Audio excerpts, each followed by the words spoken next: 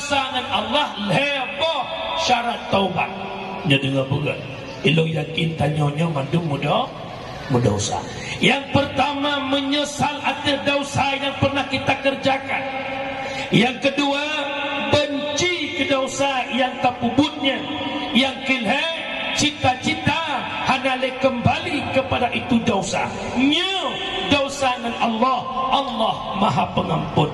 Tengku di kampung kamu jamun nasira orang kaya. Yo wadah kaya jamun cukup 3 gemain judi. Ino kagasin hana le gemain judi. Pukul tuku naga kentaubat hana pucit hana le pengamain.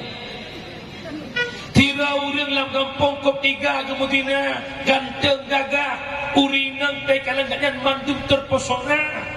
Roh kemudian uronyo hana le kemudian katakit. Buat sakit kinang gula. Igula pigularen.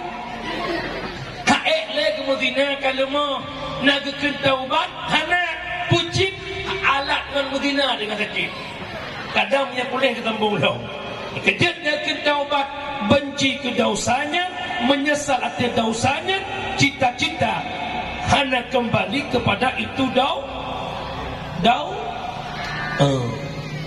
kejut umi mutua bedah tengah malam mano taubat alanya sembahyang sunat taubat beristighfar. Allah Maha Pengampun. Nata istighfar ni. Nah di sama dia. Astaghfirullah Rabbal baraya. Astaghfirullah minal khataya. Lung jaro ba Allah. Ya gagam ya Allah nepampun dosa lung ya Allah.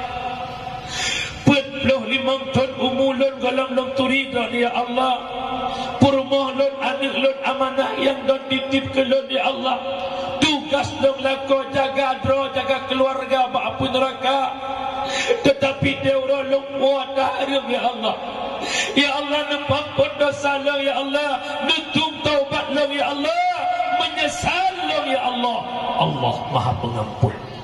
Tanya ya inang lagi janji. Ya Allah, yang muda aku jangan menantang pakai jilbab ya Allah. Sebab watengan oh bukan betul terima di. Lawehnya aku punya pendele ya Allah. Oh lagi jumpu tu. Ya Allah, yang muda aku tu luar lepas ketat ya Allah. Pernah tiga aku tuan handa tuan. Pada aku pernah menyemakan nampak baru tuan. Allah Maha Pengampun. Kejut umi urung syiklun bertaubatlah kepada Allah. Nanti ngawi